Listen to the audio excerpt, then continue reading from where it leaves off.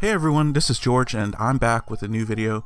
On this video, I'm going to discuss something I think might be kind of interesting. So yesterday I watched Venom with my wife and we actually really enjoyed it. I was very surprised how much I enjoyed it. I mean, I kind of expected it to be the way it was. What it really reminded me of is, to be honest, like a 90s era superhero film.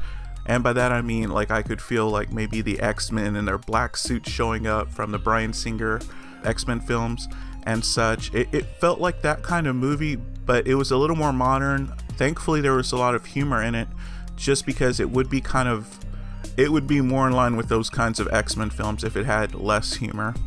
I'll be honest, I really didn't want this movie to be made because I want Marvel Studios to have a shot at making a Venom movie or bringing Venom to the Marvel Cinematic Universe. I don't think that's going to happen because the movie's actually done really well. We're going to get a sequel.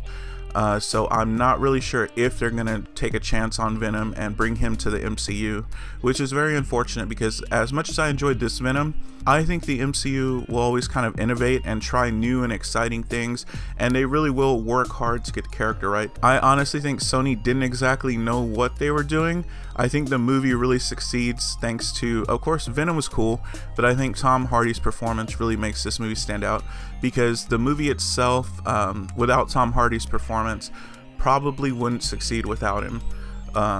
That's just my opinion. But since the movie has done pretty well, I do think we're going to get a sequel. So here's kind of where I'm thinking something interesting could happen. So the whole time I was watching the movie, I felt like this could have been an offshoot of the Andrew Garfield Amazing Spider-Man films. Eddie Brock even mentions leaving New York at one point before moving to California. So for me, this does feel like something that could fit in Andrew Garfield's Amazing Spider-Man universe. And the reason I mention that is because I actually think it would be pretty cool if Andrew Garfield's version of Spider-Man came back to team up with this version of Venom. And hear me out. The reason I think this could work is, one, we didn't really get closure with Andrew Garfield's Amazing Spider-Man. At least Tobey Maguire's Spider-Man got his trilogy. Andrew Garfield kind of fell short after Amazing Spider-Man 2, which as many flaws as the movie has, I honestly enjoyed that movie. And I did want to see Andrew Garfield get his turnaround.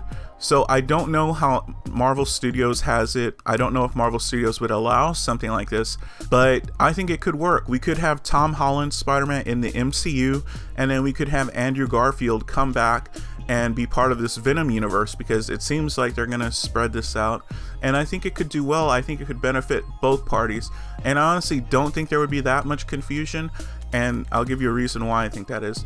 So I think coming very soon, maybe in November or December, we're getting into the SpiderVerse, and that movie is literally about alternate universe Spider-Man, and we're going to see a lot of them, and it's going to introduce wide audiences to the concept of multiple universe Spider-Man. And then we also remember that Avengers and X-Men had their own issue with studios sharing the same character. We had a version of Quicksilver in Avengers, and we had a version of Quicksilver in X-Men.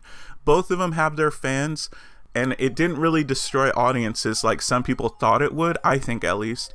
So I honestly think this could be very cool to have two different versions of Spider-Man, because I did like Andrew Garfield, and so I would love to see him come back and reprise the role, and I think it would be kind of interesting. These are really interesting times because we don't know what Sony's going to do. I wish Marvel would just outright buy Sony, because I think if Sony has more hits like this, then they're going to keep going and they're going to become emboldened and want to spread out their own cinematic universe. I do prefer Tom Holland's Spider-Man in the MCU, but if Sony does do a good job with characters, I don't see a problem with there being more than one. There might be a little bit of confusion, but I think it would be something that wouldn't be as bad as we originally thought, especially after we got Avengers, Age of Ultron, and then X-Men Days of Future Past. So let me know what you guys think. I mean, do y'all think this is a possibility? Is this something that you want to see?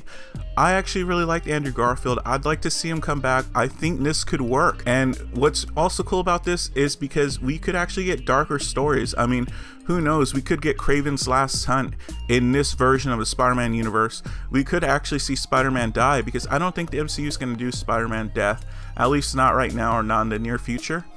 But in the Sony universe, if they decide to establish that and bring Andrew Garfield back, they could do that. I mentioned this to my wife and she suggested Tobey Maguire's Spider-Man.